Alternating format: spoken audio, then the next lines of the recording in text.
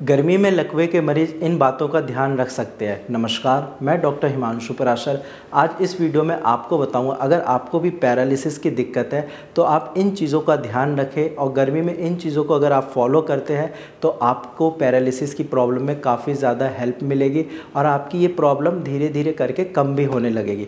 तो चलिए वीडियो को स्टार्ट करते हैं। सबसे पहले ये डिपेंड करता है कि आपकी पैरालिसिस किस स्टेज में है, यानी कि आप बेड रिडन हैं या फिर आपको स्टार्टिंग के 6 मंथ ही हुए हैं पैरालिसिस हुए, या फिर आपकी न्यूरोप्लास्टिसिटी जो है वो बिल्कुल ख़त्म हो चुकी है, यानी कि 6 महीने के बाद। अगर आप बेड रिडन है यानी कि आप बेड से उठ नहीं सकते तो भी वहाँ पे 2 कंडीशन आते हैं। क्या आप चीज़ों को सही से चबा सकते हैं या फिर आपका जो फूड जा रहा है वो आपको राइल्स ट्यूब के थ्रू जा रहा है, यानी कि फूड पाइप के थ्रू जा रहा है। तो ऐसे केस में अगर पेशेंट का जो फूड है वो अगर पाइप के थ्रू जा रहा है तो आप लिक्विड लीजिए। लिक्विड में आप दाल का पानी ले सकते हैं, इसके अलावा आप प्रोटीन शेक ले सकते हैं, क्योंकि जिनका खाना आप पाइप के थ्रू जा रहा है उनके केस में हमारे पास ज़्यादा ऑप्शन होता भी नहीं है, उनको गिनी चुनी 2-4 चीज़ें ही ले सकते हैं। लेकिन आप बेड पे हैं बट चबा सकते हैं, उस केस में मैं आपको बताना चाहूँगा कि आप बहुत सारी चीज़ें ट्राई कर सकते हैं। जैसे कि आप प्रोटीन का सूप ले सकते हैं। प्रोटीन सूप आपके जो टिश्यूज़ डैमेज हुए हैं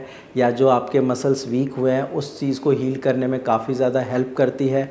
इसके अलावा अगर आप चबा अच्छे से पा रहे हैं तो आप राइस ले सकते हैं और साथ में रोटी लीजिए, सब्ज़ी लीजिए, क्योंकि वही बात है कि जब तक हम प्रॉपर डाइट नहीं लेंगे, रोटी सब्ज़ी नहीं खाएंगे, हमें वो टेस्ट ही नहीं आता, हमारी वो भूख ही नहीं मिटती। इसीलिए आप कोशिश करिए कि इन सारी चीज़ों को अपनी डाइट में इंक्लूड करें। साथ में आप जूस ले सकते हैं, आप शेक ले सकते हैं, बनाना या मैंगो का शेक ले सकते हैं अगर आपको डायबिटीज़ की प्रॉब्लम नहीं है तो।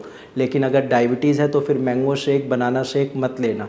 और साथ में आप ड्राई फ्रूट्स इसमें इंक्लूड कर दीजिए। ड्राई फ्रूट जैसे ही लोगे वो आपके प्रोटीन इंटेक को भी इम्प्रूव करेगा और साथ में आपकी हेल्थ के लिए भी बहुत ज़्यादा ज़रूरी है। अब हम बात करते हैं सेकेंड स्टेज की, यानी कि अगर आपको पैरालिसिस का अटैक पड़े, ज़्यादा टाइम नहीं हुआ है, विदिन 6 मंथ है, यानी कि आपकी न्यूरोप्लास्टिसिटी जो है वो मेंटेन है, तो ऐसे केस में आपको जो है डाइट भी चेंज हो जाती है। तो उन डाइट्स के बारे में हम बात करते हैं। आप ब्रेकफास्ट में उपमा ले सकते हैं, आप मोटे अनाज ले सकते हैं ताकि वो इजीली डाइजेस्ट हो जाए और आपको कॉन्स्टिपेशन की दिक्कत ना हो। इसके साथ साथ आप सूजी, दलिया, साबूदाना ये सारी चीज़ें ले सकते हैं। ये आपके हेल्थ के लिए भी सही है और इनसे आपको प्रॉपर न्यूट्रिशन भी मिलेगा। साथ में आप राइस, मिल्क और प्रोटीन पाउडर भी ले सकते हैं। और एक चीज़ का आपको ध्यान रखना है कि आपको अपना वाटर इनटेक ज़्यादा रखना है, क्योंकि गर्मियों में अक्सर मैंने ये देखा है पेशेंट वाटर इनटेक को कम कर देते हैं, 1 से 2 लीटर ही पानी पीते हैं। इसकी वजह से उनको मसल्स में क्रैम्प्स भी आते हैं।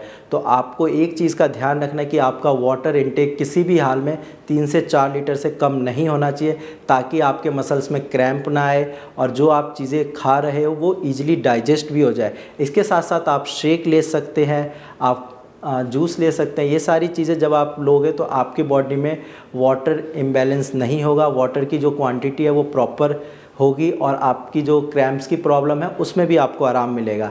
और अक्सर पेशेंट एक चीज़ मेरे से पूछते हैं कि सर क्या हम एसी में सो सकते हैं?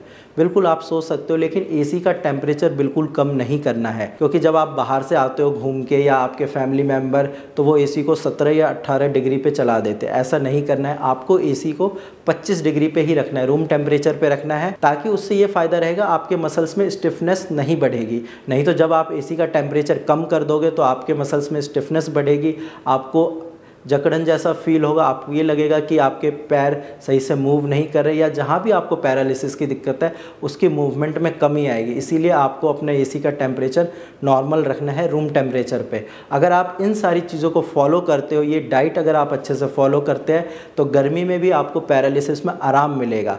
बट फिर वही बात है कि आपको ठीक होना है। ठीक होने के लिए आपको होम्योपैथिक मेडिसिन लेनी चाहिए, क्योंकि इसका कोई साइड इफ़ेक्ट नहीं होता और ये आपकी प्रॉब्लम को जड़ से ख़त्म करती है।